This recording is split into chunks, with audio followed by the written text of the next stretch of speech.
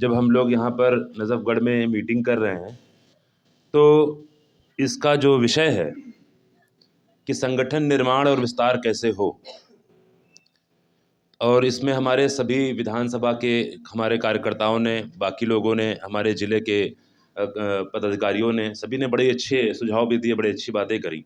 तो इस पे कुछ बातें मैं भी आपके सामने रखना चाहता हूँ। तो सबसे पहले, क्योंकि हम लोग की परंपरा है कि महापुरुषों का नाम लिए बिना काम को नहीं शुरू करते हैं, लेकिन मैं थोड़ा अलग तरीके से आज इसको आपके सामने रखना चाहता हूँ।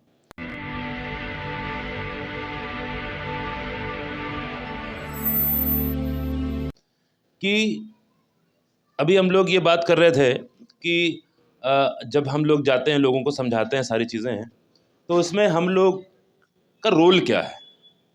आखिर अगर हम संगठन में, कई बार ये सवाल उठता है, जैसे हमारे तंवर जी बहुत अच्छी बात बता रहे थे कि सवाल उठता है कि बहन जी हमारे बीच में क्यों नहीं आती काम करने। ये पूरा आप देखोगे हर तरफ ये बात फैली रहेगी, लेकिन वो हमारी सर्वश्रेष्ठ नेता हैं। और इस पार्टी का एक मकसद मुझे लगता ये भी था कि हमारे लोगों को इस देश का नेता बनाया जाए। तो यहाँ पर बैठा हुआ हर कोई नेता है, और अगर हर कोई नेता है तो इतने सारे अगर हमारे पास नेता हैं तो फिर हमको हमारे सुप्रीम लीडर को यहाँ उतारने की जरूरत नहीं पड़ेगी। और ये जो कैडर हम करते हैं, ये सारा कुछ उस आपके अंदर एक लीडरशिप, एक नेतृत्व पैदा करने की कोशिश है। और 3 बाबा साहब का नारा था, इसके बारे में बात भी हुई थी कि शिक्षित बनो, संगठित बनो, संघर्ष करो। और इसको आप अपने महापुरुषों के जीवन पे देखिए कि शिक्षा का अगर किसी को प्रतीक माना जा सकता है, सिंबल ऑफ नॉलेज, शिक्षा का प्रतीक किसी को माना जा सकता है तो वो बाबा साहब को माना जा सकता है। संगठन का अगर इस देश में हमको ही नहीं, इस देश के जितनी राजनीतिक दल हैं, अगर आप इसको समझेंगे और पढ़ेंगे तो आप जितने राजनीतिक दल पाएंगे, उन सबको संगठन कैसे बनाया जाता है और कैसे चलाया जाता है, इसको सिखाने वाले मान्यवर कांशीराम थे। ये मैं पूरी समझ के साथ कह रहा हूँ आपसे। तो संगठन बनाने का जो सबसे बड़ा प्रतीक है वो मान्यवर कांशीराम साहब है। तीसरा, अब बात आती है कि संगठन बनने के बाद संघर्ष। तो संगठन बनने से लेकर सत्ता तक संघर्ष करने के लिए माननीय बहन कुमारी मायावती जी। तो ये 3 नेता आपके पास हैं और ये 3 सिद्धांत हैं आपके सामने। हमारे बाकी महापुरुषों ने भी सारी बात की। इन 3 नियमों पर आप 3 सिद्धांत को लगाइए, और 3 ये नियम हैं आपके अंदर, अगर तीनों आपके अंदर आ गए तो आपसे बढ़िया लीडर कोई नहीं हो सकता है। और यहाँ पर शिक्षा का मतलब सिर्फ ग्रेजुएशन कर लेना, पोस्ट ग्रेजुएशन कर लेना, पीएचडी कर लेना, ये नहीं है। शिक्षा का मतलब है अपने आंदोलन के बारे में समझना। शिक्षा का मतलब है कि हम अपने महापुरुषों के संघर्ष को समझ रहे हैं। और अगर हम एक बार अपने महापुरुषों के संघर्ष को समझ जाते हैं तो हमारे अंदर और कोई मतलब काम करने की सिर्फ इच्छा होगी, क्योंकि अगर हम संघर्ष समझ गए तो हमें पता चलेगा हम कितने बड़े आंदोलन के साथ जुड़े हुए हैं।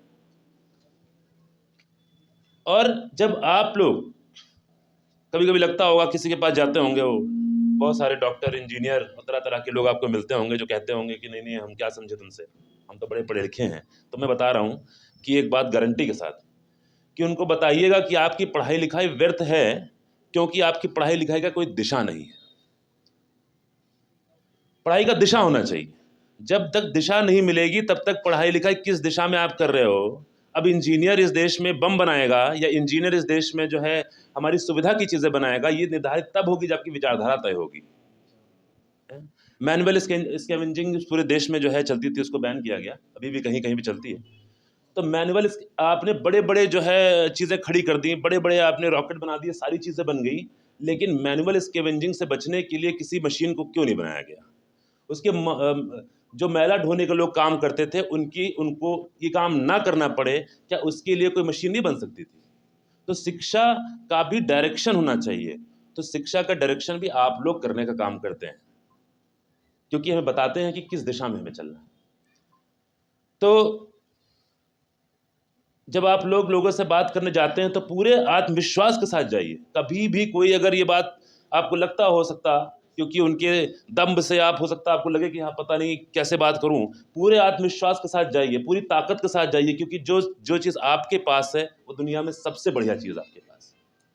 आज आप देखो कि पूरे विश्व में ऐसा कौन सा देश है जो समानता पे नहीं मानता है, जो ये नहीं मानता है कि देश का जो सिस्टम बनना चाहिए, देश का जो चीज़ें होनी चाहिए वो समानता के आधार पर होनी चाहिए, जब सारा दुनिया मानता है। नियम को, रूल ऑफ लॉ को कौन नहीं मानता, कानून के हिसाब से चलना चाहिए चीज़ों को, कौन नहीं मानता। तो जो हमारे संविधान में बाबा साहब ने जो चीज़ें लिखी हैं वो पूरा दुनिया मानता है, और अगर पूरी दुनिया किसी चीज़ को मानती है तो निश्चित रूप से वो सबसे बढ़िया होगी।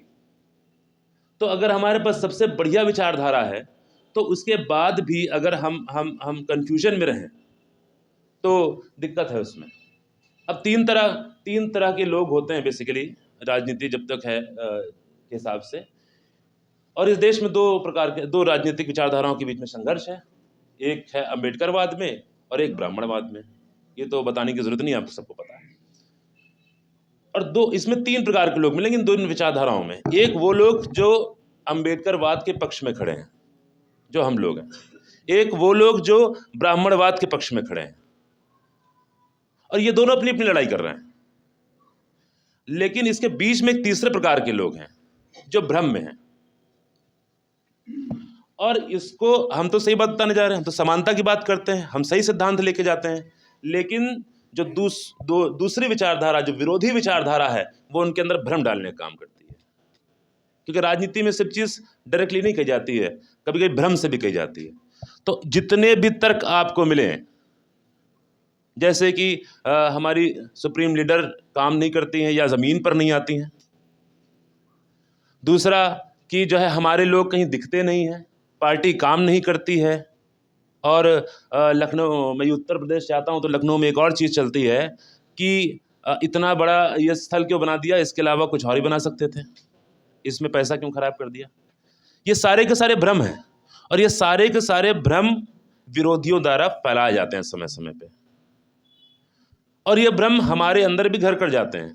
और इसका एक मेजर कारण है, उसका मुख्य कारण ये है कि हमको अपनी विचारधारा पे थोड़ा बहुत शक होता है। ये भ्रमित लोग हैं, आप नहीं, आपकी बात नहीं कर रहा हूँ, आप तो लीडर हैं, आप तो उस विचारधारा को लेके जा रहे हैं।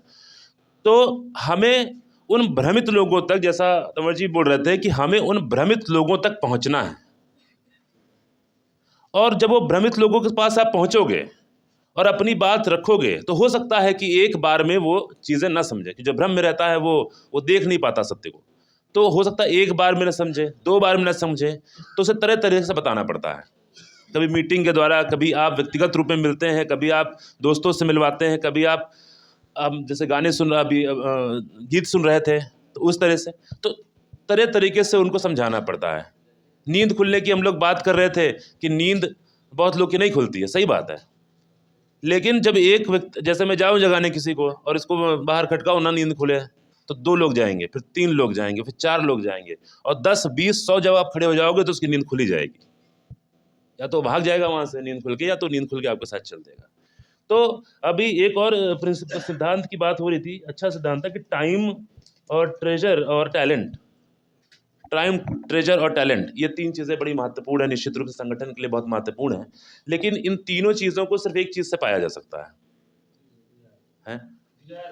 हाँ बिल्कुल, डिज़ायर से पाया जाता है, मेहनत करके पाया जाता है। अगर आप काम करना शुरू करेंगे तो टैलेंट कुछ होता नहीं है दुनिया में, मुझे नहीं लगता कोई टैलेंट कोई जन्मदाता है, सब बकवास की बातें, ब्राह्मणवाद की विचारधारा है। टैलेंट काम से होता है, जब आप काम करने जाते हैं। भाई अगर मान लीजिए, अभी हमारे बहुत सारे साथियों का अनुभव होगा, हमारे लीडर्स का निश्चित रूप से अनुभव होगा कि पहली बार जब आप माइक पकड़ेंगे, छोटा सा अनुभव है कि तो हो सकता है आपको घबराहट हो, डर लगे, थोड़ा बोलने में दिक्कत हो, लेकिन आप तीसरी बार पकड़ेंगे, चौथी बार पकड़ेंगे, ये अनुभव की बात है। काम करते करते जो व्यक्ति काम करता है उसको अपना काम बताने में झिझक नहीं होती, तो वो काम बताता जाएगा आपसे। तो ये चीज़ें, जो टैलेंट है आपका, वो सारा का सारा आपका प्रैक्टिस का बात है। आप जितना इंगेज होते जाओगे, लोगों के साथ मिलते जाओगे, बैठते जाओगे, उतना ही लीडरशिप का टैलेंट, उतना ही नेतृत्व की क्षमता आपके अंदर विकसित होती जाएगी। तो जब आप लोगों से मिलने जा रहे हो, 100 लोगों से मिलो, 100 लोग आपको हो सकता है कि आपकी बात ना समझे, 101 समझे, आप देखना कि उसका प्रभाव धीरे धीरे बढ़ता जाएगा, क्योंकि आपके अंदर क्षमता आती जाएगी नेतृत्व की। और जब नेतृत्व की क्षमता आ जाएगी तो आपके साथ लोग भी जुड़ने लगेंगे, और जब लोग जुड़ने लगेंगे तो वहीं से टाइम आएगा। हो सकता है हमारे साथी कुछ लोग 1 घंटा दे सकते हो, 2 घंटा दे सकते हो। मुझे लगता है कि हमारे कार्यकर्ता मोरओवर जो है बहुत ईमानदारी से काम करते हैं, और शायद इतनी ईमानदारी से काम करने वाले कार्यकर्ता किसी भी राजनीतिक दल के पास नहीं है। तो इसके लिए बहुत बहुत वो तो अब 1 घंटा हो सकता है, उसमें दिक्कत ये होती है किसी के पास 1 घंटा है, क्योंकि हमें और भी चीज़ों पे, क्योंकि हमारे पास रिसोर्सेज बहुत ज़्यादा नहीं है, तो इसलिए हमें अपने उस पर भी ध्यान देना है। तो 1 घंटा हो, 2 घंटा हो, 3 घंटा हो, लेकिन अगर हमारे पास 100 लोग हैं तो हम वो 100 लोग नहीं है, वो 100 घंटे भी हैं। अगर एक एक घंटा दे रहे हैं तो एक एक घंटा करके भी हम 100 घंटे। मान लीजिए हमारे पास हमें 500 घंटे काम करना है, तो हम उस उतने ज़्यादा कार्यकर्ताओं तक पहुँचेंगे, तो हमारे पास समय कम और हमारे पास ज़्यादा समय मिल जाएगा, कम समय इन्वेस्ट करके भी। तो टाइम भी जो है आपकी मेहनत से आता है, हमको ज़्यादा से ज़्यादा तक लोग पहुँचेंगे तो टाइम भी आ जाएगा। और देखिए ट्रेजर जो ऐसी चीज़ है, मुझे लगता है कि वो जब आप काम करना शुरू कर देते हो, अपनी ताकत दिखा देते हो, तो ट्रेजर तो पीछे पीछे चला आता है। तो ये 3 चीज़ें आपके सिर्फ काम करने से आ सकती हैं। और जहाँ तक काम की बात है कि जब हम सारे लोग काम करते हैं तो कुछ चीज़ों की दिक्कतें आती हैं। आखिर संगठन का निर्माण विस्तार कैसे हो, तो इस पे 2-3 बातें मैं आपसे कहना चाहता हूँ कि ये बहुत ज़रूरी हैं। पहली बात तो एक चीज़ और कहना चाहूँगा कि यहाँ की जब मीटिंग मैंने देखी तो काफ़ी अच्छी मुझे मीटिंग लग रही है। उसका एक कारण है कि डिसिप्लिन की बात कर रहे थे, तो डिसिप्लिन बहुत अच्छा है यहाँ पे। सभी विधानसभा से रिप्रेजेंटेटिव प्रतिनिधि हैं हमारे, तो डिसिप्लिन बहुत अच्छा है। और डिसिप्लिन कई चीज़ों से आता है। डिसिप्लिन का मतलब सिर्फ इतना नहीं है कि सुबह उठ जाना और शाम को सो जाना। या फिर डिसिप्लिन के बारे में मैं पढ़ रहा था कि एक सीनियर आईपीएस ऑफिसर थे, उनकी बात पढ़ रहा था, तो उन्होंने कहा कि जब बाकी बहुत सारी रैलियां होती हैं राजनीतिक दलों की, लेकिन जब बहुजन समाज पार्टी की रैली होती है तो हमको मेहनत नहीं करनी पड़ती, क्योंकि इतना डिसिप्लिन से चलता है। और वो डिसिप्लिन इसलिए नहीं कि बैठने के लिए बोला गया इसलिए बैठे, वो विचारधारा से आती है। तो जितनी मजबूत आपकी विचारधारा उतना ही मजबूत आपका डिसिप्लिन दिखता है। तो जितना आप प्रैक्टिस करते जाओगे कि आप यहाँ पर बैठे हुए सारे लोग इंटरेस्टेड हैं इस बात में जानने में कि हम लोगों पे एक समस्या है कि हमें अपना संगठन कैसे बढ़ाना है, और अगर इस संगठन में सभी लोग इंटरेस्टेड हैं, सभी लोग ये करना चाहते हैं, तो निश्चित रूप से आप अपने आप डिसिप्लिन हो जाते हो। तभी तो सुन रहे हैं। तो वो है, तो संगठन के लिए हमें निश्चित रूप से काम करना पड़ता है, और काम खास दिशा में करना पड़ता है। पहला कि संगठन जो होता है वो कैसे पता चलता है कि संगठन है। हम सब लोग बैठे हैं यहाँ पर, किसी भी कार्यक्रम में बैठे हो सकते थे, हो सकता है हम किसी ऐसे ही शादी पार्टी में आए होते तब भी बैठे होते हैं, लेकिन वो संगठन तो नहीं बनाते हम तब। ये संगठन कैसे बनता है? ये संगठन इसलिए बनता है कि अगर हम किसी नॉर्मल कार्यक्रम में आए होते तो मुझे नहीं पता होता कि वो क्या सोच रहे हैं इस समय बैठ करके, मुझे नहीं पता होता वो क्या करना चाहते हैं, मुझे नहीं पता वो क्या कर रहे हैं। लेकिन संगठन का मतलब यह है कि मुझे यहाँ पर बैठे हुए, हो सकता है मैं सबका नाम न जानता हूँ, मैं पहली बार आपसे मिल रहा हूँ, लेकिन मुझे पता है कि आपकी विचारधारा क्या है, मुझे पता है कि आप क्या करते हैं, कैसे सोचते हैं, और हम एक मुद्दे पर यहाँ पर बैठ के काम कर रहे हैं। यानी कि बिना जाने भी हमारे आपके बीच में एक विचारों का आदान प्रदान है, एक हमारा मकसद है। तो संगठन में विचारों का आदान प्रदान, बातचीत ज़रूरी है, और इसलिए विचारों का तालमेल बहुत ज़रूरी है। तो पहली चीज़ जो संगठन की मुझे लगता है सबसे इम्पॉर्टेंट है वो है तालमेल।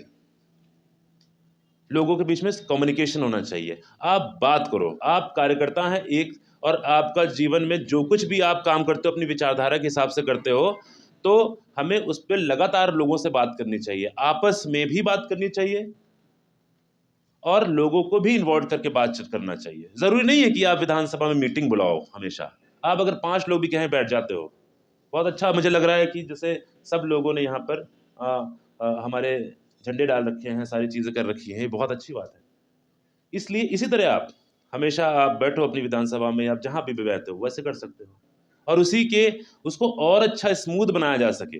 तो एक थोड़ी दिक्कत हो सकता है, लगती हो कि हमेशा मिल नहीं सकते, चीज़ें टाइम नहीं होता हमारे पास, या कभी किसी के पास टाइम है किसी के पास नहीं है, तो इसको भी हमने कोशिश की है कि टेक्नोलॉजी के साथ आपको जोड़ा जाए। हमारे साथ प्रखर जी हैं, वो इस काम को बहुत बखूबी जानते हैं और कर रहे हैं। बहुत लोग के पास फ़ोन भी आते होंगे, तो वो जैसे व्हाट्सअप बनाना, तो हमने व्हाट्सअप बनाया, इसका मकसद यही है कि आपके बीच में तालमेल हो। तो व्हाट्सअप बनाया, विधानसभा पे सारे विधानसभा का व्हाट्सअप, कि एक ग्रुप हो सारे कार्यकर्ताओं का कि जब मन किया तब हमने फ़ोन कर लिया। ज़रूरी नहीं है कि किसी राजनीतिक मुद्दे पे ही की जाए, ऐसे भी बात कर सकते हैं।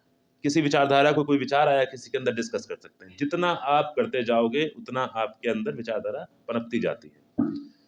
तो उसके लिए तालमेल के लिए हम लोगों ने ये कोशिश किया। दूसरी बात ये है कि जब हम लोग यहाँ पे मीटिंग कर रहे हैं मान लो, तो सबको कैसे पता चलेगा? ये जो लोग कहते हैं कि भाई हमारे काम पता नहीं चलते हैं, बहुजन समाज पार्टी काम करती ही नहीं है, ऐसा तो है नहीं, मुझे तो नहीं लगता ऐसा है। तो हमारे काम शायद विजिबल नहीं होते हैं। कुछ तो वो लोग हैं जो विजिबल नहीं होने देना चाहते हैं, जो आंखें बंद कर लेते हैं, उनका तो हम बात नहीं कर रहे हैं। लेकिन जो लोग ये सोचते हैं कि भाई काम क्यों नहीं कर रहे हैं, उनको हो सकता है इच्छा हो कि हमारे पार्टी के लोग दिखें, हमारे पार्टी के लोग कहाँ हैं। तो हमको इस पे भी सेकंड नंबर पे इस पे कोशिश करनी है कि हमारी विजिबिलिटी हो।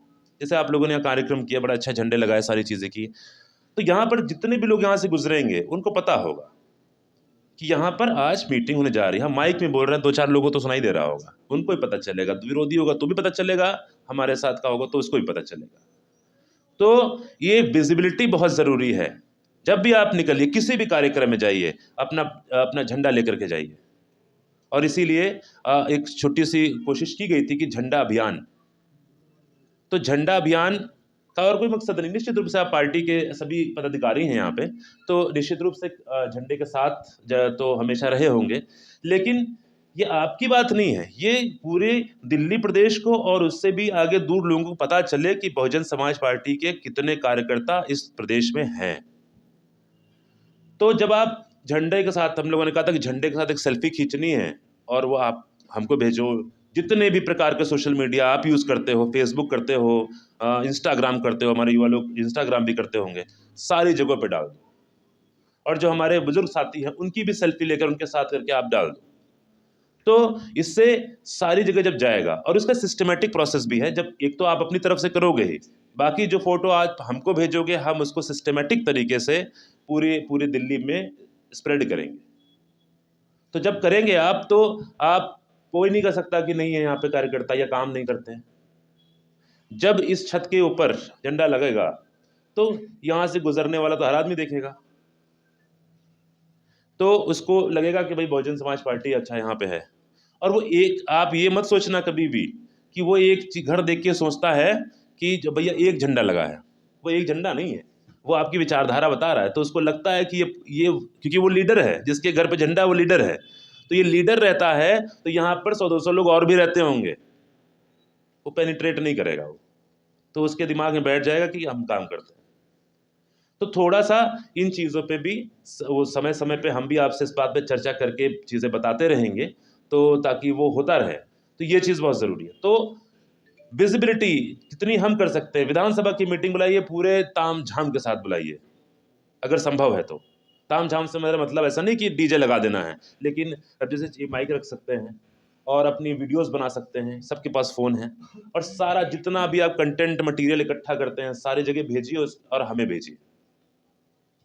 और हमारी बात दिल्ली प्रदेश की सभी लोगों तक विजिबिलिटी की, उसमें कह रहा हूँ कि सभी लोगों तक पहुँच सके। जैसे बहुत सारे हमारे साथियों ने एक बात ये बोली कि ये भ्रम के बारे में हम लोग बात कर रहे हैं कि बहुत सारे भ्रम हैं कि पार्टी दिखती नहीं वगैरह वगैरह। तो ये चीज़ सिस्टमेटिक तरीके से कैसे हम लोग दूर करें, इसके लिए भी हमने एक ऑनलाइन प्लेटफॉर्म शुरू किया है, एक यूट्यूब चैनल शुरू किया है। और ये शुरुआत है, ये भी छोटा छोटा स्टेप इसलिए ले रहे हैं कि धीरे धीरे ये चीज़ें बनती हैं।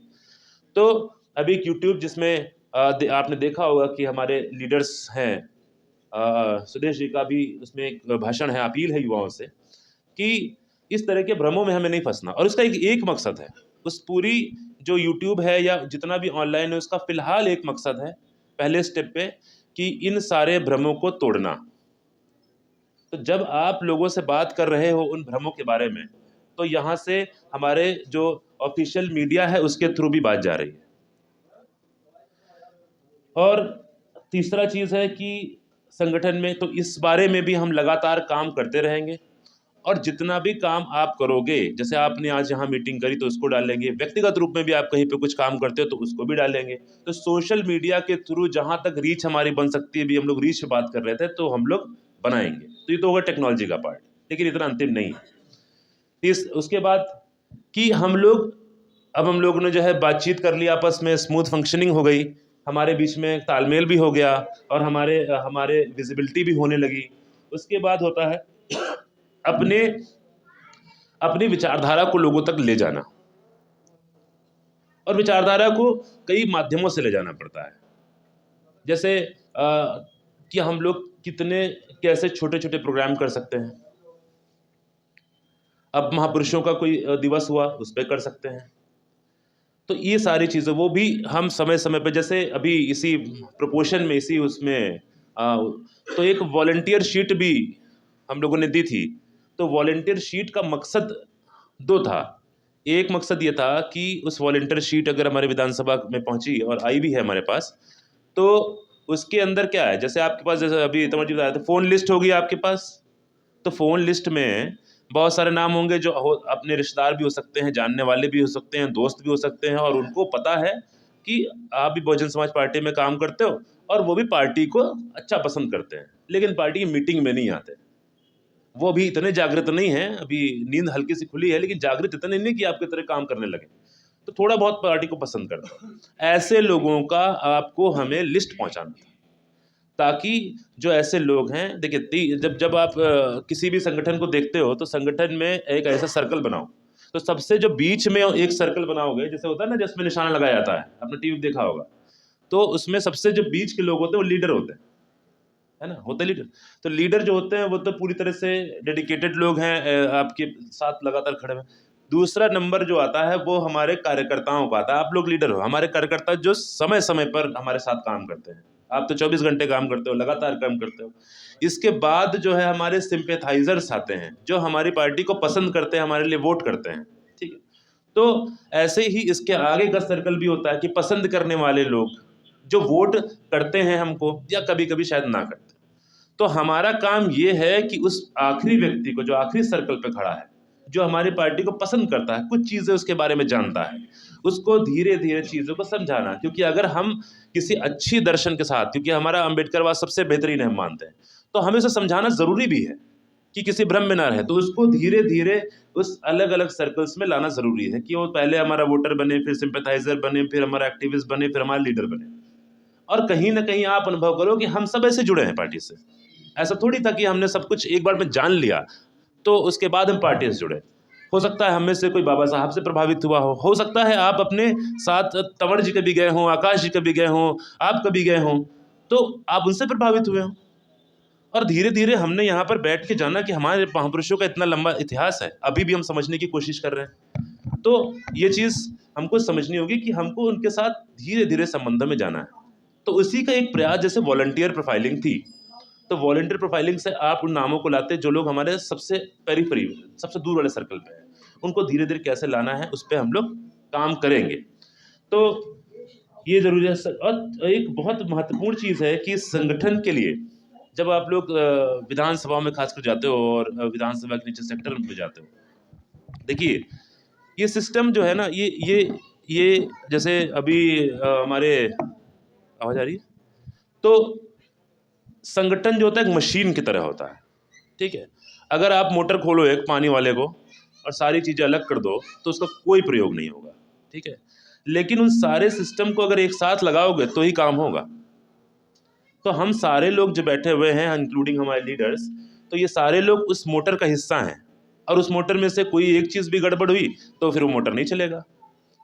तो हमको करना ये है कि जैसे हमारी जो डिस्ट्रिक्ट कमेटी है या स्टेट कमेटी है, तो उसके बाद हमारी जो है विधानसभा कमेटी होती है, उसके नीचे हमारी वार्ड है, सेक्टर है। तो ये सारी कमेटी के बीच में एक तालमेल सिस्टम बनाना बहुत ज़रूरी है। और जब आप इस चीज़ को बनाएंगे तो आपको पता होना चाहिए, जैसे अभी हमारे लीडर कह रहे थे, कि आपको पता होना चाहिए कि हमें अपने कौन से लीडर का, किस कमेटी का, कहाँ के पदाधिकारियों का क्या इस्तेमाल करना है। जैसे आप वार्ड में बनाने गए, हो सकता है आपको दिक्कतें आ रही हैं, तो आप अपने लीडर को इन्वॉल्व कर सकते हैं, पूछ सकते हैं। आपको इसीलिए हमने जिले से विधानसभा का भी एक ग्रुप बनाया है व्हाट्सएप पे, ताकि वो पूरा सिस्टम आप तुरंत पूछ सकें। जो सवाल आपको आते हैं पूरे उसमें जाने में, लोगों से बात करने में, तो वो चीज़ कर सकें। तो ये ज़रूरी है, एक ऊपर से नीचे तक का और एक हम सब में आपस में कम्युनिकेशन। तो तो इतने सारे और भी बहुत सारी संगठन की और लीडरशिप की चीज़ें हैं। तो लेकिन अभी सारी चीज़ें एक बार में समझ जाएंगे तो फिर दिक्कत होगी, तो धीरे धीरे इसको समझने लगेंगे। तो एक चीज़ आपसे अनुरोध है अंतिम में कि जब भी जैसे वॉलंटियर प्रोफाइलिंग दी गई थी या व्हाट्सएप का एक लक्ष्य दिया गया था या झंडा वाला दिया गया था, तो हमारे लीडर्स ने बड़ी सी मेहनत भी करी है। तो एक अनुरोध है आपसे कि जब भी कोई चीज़ ऐसी आए तो उसे हमें करना है। वो हो सकता है आपको कभी सही ना लगे तो निश्चित रूप से आप बात कर सकते हैं, उसको करने के बाद उसके रिजल्ट्स आएंगे। और हमको अभी मल्टीपल, देखिए अभी समय आ गया है कि हम मल्टीपल तरीके से लड़ाई करें, क्योंकि सामने वाला हमसे मल्टीपल तरीके से लड़ाई कर रहा है, कई जगहों से खड़े होकर लड़ाई कर रहा है, तो हमें भी ज़रूरत है कि वैसे करें। तो इसलिए उस समय समय पर जो भी काम हो वो करें। और मैं आपको एक अंतिम बात कह के बात ख़त्म करूँगा कि मैंने JNU में MA MPhil PhD भी बता भी रहते हमारे साथी की है। उससे पहले मैं BHU में पढ़ता था, ग्रेजुएशन मैंने वहाँ से किया। तो लगभग 15 साल तक मैं पॉलिटिकल साइंस पढ़ा हूँ, उसके बाद पॉलिटिकल थोड़ा काम भी किया है। तो मैं एक बात दावे से कह सकता हूँ, अगर मैं कह रहा हूँ तो पूरी रिसर्च के साथ कह रहा हूँ कि दिल्ली प्रदेश के अंदर आप ये जान लीजिए कि अगर हमने काम किया, जितने हमारे लीडर्स जो काम आपसे कहते हैं वो अगर हमने काम पूरा किया, तो ये मान लीजिए कि 2025 में मैं दावा करके जा रहा हूँ आपके बीच में, और अगर मेरे 15 साल के राजनीतिक ज्ञान में कुछ समझ है तो ये बात सच है कि आप 2025 में दिल्ली प्रदेश में आप सरकार बनाने जा रहे हैं।